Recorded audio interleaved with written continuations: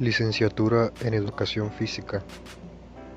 Escuela Normal Pablo García Ábalos. Producto integrador de primer semestre.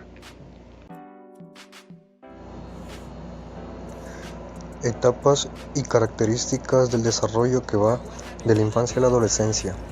Periodo intrauterino.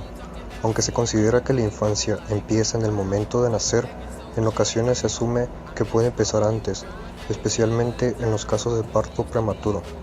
Periodo neonatal. Esta fase de la infancia se inicia en el nacimiento y finaliza aproximadamente al final del primer mes. Periodo postneonatal o lactante. Esta sigue siendo una de las etapas de la infancia más tempranas, pero en este caso, a diferencia de la etapa anterior, los cambios físicos y psicológicos son más fáciles de notar, dado que hay más cambios cualitativos en el comportamiento. Periodo de la primera infancia. La primera infancia va del primer al tercer año de edad y coincide aproximadamente con la etapa en la que los niños y las niñas asisten a la guardería. Periodo preescolar. El periodo preescolar va de los 3 años a los 6 años. Esta es la etapa de la infancia en la que se gana la capacidad de la teoría de la mente, es decir, la habilidad de atribuir intenciones, creencias y motivaciones únicas a los demás. Periodo escolar. El periodo escolar es la última etapa de la infancia y la que da paso a la adolescencia. Va de los 6 a los 12 años y en esta fase la capacidad de pensar en términos abstractos y matemáticos se desarrolla mucho, aunque no llega a su máximo. Adolescencia temprana. Entre los 10 y 13 años, las hormonas sexuales comienzan a estar presentes y por esto se dan cambios físicos. Adolescencia media. Entre los 14 y 16 años, comienzan a evidenciarse cambios a nivel psicológico y en la construcción de su identidad, cómo se ven y cómo quieren que los vean. Adolescencia tardía. Desde los 17 y puede extenderse hasta los 21 años. Comienzan a sentirse más cómodos con su cuerpo, buscando la aceptación para definir así su identidad. La economía mexicana. La economía de México está basada en el mercado libre orientado a las exportaciones. Es la primera economía de Hispanoamérica, la segunda de América Latina y la tercera economía de mayor tamaño de América, después de Estados Unidos y Brasil. Según datos del 2014, el Producto Interno Bruto del país superaba el billón de dólares, lo que colocó a la economía mexicana en el lugar número 13, más grande del número, y el lugar número 13 por Producto Interno Bruto. Regionalización de la pobreza en México. La región sureste del país es la que padece más atraso. La entidad con mayor número de pobres es el Estado de México, con 7.5 millones de personas en esta condición. En los lugares siguientes se encuentran Veracruz, con un poco más de 5 millones, Chiapas, con 4.2 millones, Puebla, con 3.7 millones y Oaxaca, con 2.7 millones de habitantes en pobreza. De 2008 a 2018, 15 entidades del país tuvieron una gran reducción significativa de la pobreza, en tanto que este problema creció de forma importante en un solo estado, Veracruz, 31.2%. Movimientos sociales. Los movimientos sociales tienen como objetivo principal lograr un cambio. Son una acción colectiva de participación ciudadana en la cual se expresan valores, creencias e ideologías. En ellos se manifiesta el descontento e inconformidad con el sistema. Se lucha por los derechos y por poner fin a las injusticias. Son claves a la hora de añadir nuevas demandas al proponer, reivindicar y pedir mejoras en conjunto para toda la sociedad. Observación participante. Es una técnica de recolección de datos. Es una técnica ampliamente utilizada en muchas disciplinas. Sin embargo, la antropología social y cultural ha construido su identidad disciplinaria alrededor de ella. Por lo tanto, aunque no única, es su principal técnica de recolección de datos. Su objetivo es familiarizarse estrechamente con un determinado grupo de individuos y sus prácticas a través de una participación intensa con las personas en su entorno cultural, generalmente a lo largo de un periodo de tiempo extendido. Observación no participante. El concepto de la observación no participante hace referencia a un método de estudio que tiene diversas aplicaciones en diferentes ciencias. La observación no participante se caracteriza por llevar a cabo el estudio de la materia u objeto estudiado sin participar con él. La entrevista. Una entrevista es un diálogo entablado entre dos o más personas. El entrevistador formula preguntas y el entrevistado las responde. Se trata de una técnica empleada para diversos motivos: investigación, temas de interés o de divulgación científica, selección de personal. Una entrevista no es casual, sino que es un diálogo interesado con un acuerdo previo e intereses y expectativas por parte tanto del entrevistador como del entrevistado. La encuesta.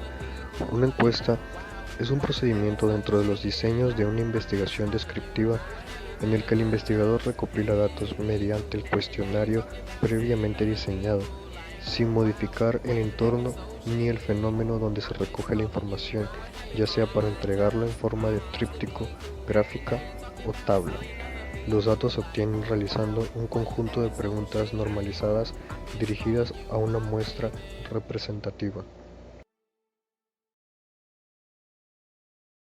Relación de la escuela en, con y para la comunidad.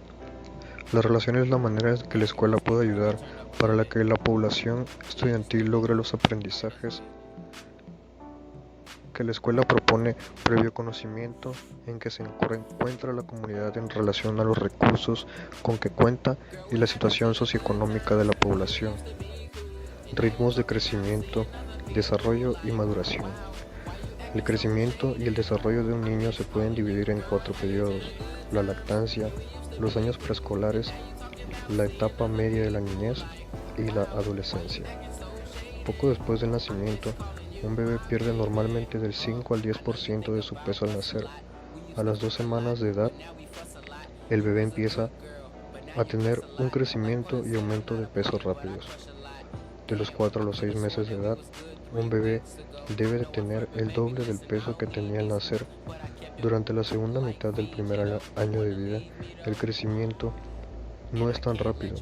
Entre las edades de 1 a 2 años, un niño que empieza a caminar solo aumentará aproximadamente 2,2 kilogramos.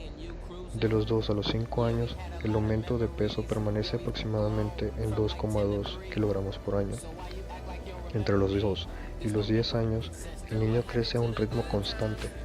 Luego se inicia un aumento repentino en el crecimiento con una llegada de la pubertad, en algunos momentos entre los 9 y los 15 años.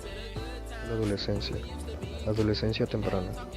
Entre los 10 y 13 años, las hormonas sexuales comienzan a estar presentes y por esto se dan cambios físicos. Pegan el estirón, cambian la voz, aparece vello púbico y en axilas, olor corporal, aumento de sudoración, y con esto surge el enemigo de los adolescentes, el acné.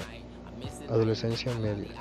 Entre los 14 y 16 años, comienzan a evidenciarse cambios a nivel psicológico y en la construcción de su identidad, cómo se ven y cómo quiere que los vean. La independencia de sus padres es casi obligatoria y es la etapa en la que pueden caer fácilmente en situaciones de riesgo. Adolescencia tardía.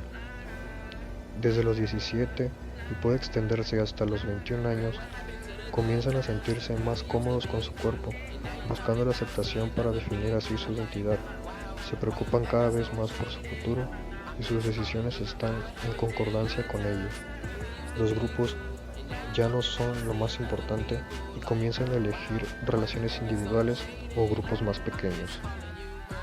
Etapa de la adultez tardía. Se considera la última etapa del desarrollo humano que va desde los 65 años hasta el fallecimiento. Acontecimientos como jubilación, enfermedades crónicas, limitaciones en autonomía, pérdida del cónyuge y seres queridos pueden provocar diferentes síntomas: quejas, irritabilidad, hostilidad, tristeza, decaimiento, apatía, aislamiento social, sensación de fracaso, inutilidad, miedo y ansiedad. Generalmente, es en esta etapa cuando surge la figura del cuidador, los cambios en la vida de esta persona y la sobrecarga puede derivar en problemas físicos y emocionales. El deporte en la Edad Media. La actividad deportiva en el medieval fue escasa y no es muy conocida.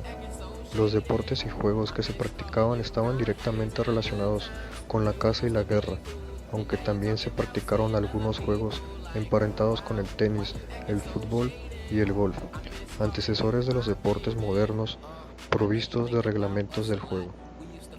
En la Alta Edad Media, desde la caída del Imperio Romano hasta el siglo XI, la actividad deportiva es prácticamente desconocida y la Iglesia estaba en contra de todo aquello que producía placer y servía para mejorar el cuerpo. Incluso se consideraba pecaminoso todo lo concerniente a las actividades físicas. Actividad física en la época colonial. En esta época no existía un sistema de educación física. La religión predominante en este periodo prohibía la práctica de juegos y deportes, pues los consideraban pecaminosos. La actividad física que llevaban a cabo se canalizaba a través del trabajo arduo en granjas y en construcciones de viviendas y pueblos. Académicamente, tampoco era de importante la práctica de deportes. Se pensaba que practicar ejercicios era perder el tiempo para los estudiantes. Algunos grupos aplicaron las tradiciones deportivas en su vida, como deportes costeros o acuáticos, la caza, la pesca y el boliche.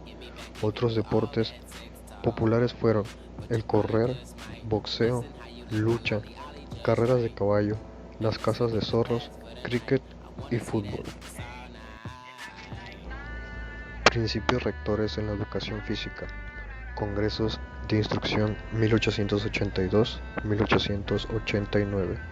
En la única cruzada educativa emprendida en México, se efectuaron 4 congresos, todos ellos celebrados en la capital de la República. El primero, en 1882, fue el Congreso Higiénico-Pedagógico, que relacionaba el aspecto educativo con el higiénico. Participaron médicos y maestros, quienes discutieron sobre las condiciones higiénicas que debían tener las escuelas primarias, cómo debía ser el mobiliario escolar higiénico y económico, qué requisitos debían cumplir los libros y los útiles escolares para que no afectaran la salud de los alumnos. Una de las resoluciones que se tomaron fue que las escuelas públicas no debían situarse en casa de vecindad. Estas debían tener buenas condiciones salubres. En 1889 se inauguró el primer Congreso de la Instrucción Pública con la idea predominante de lograr la unidad nacional. En la convocatoria se mencionaba que en todos los ramos de administración, salvo en la educación, dominaba un espíritu de unidad nacional. Esto ha sido todo. Mi nombre es Sebastián Arce Vidal y pertenezco al primer grado Grupo A.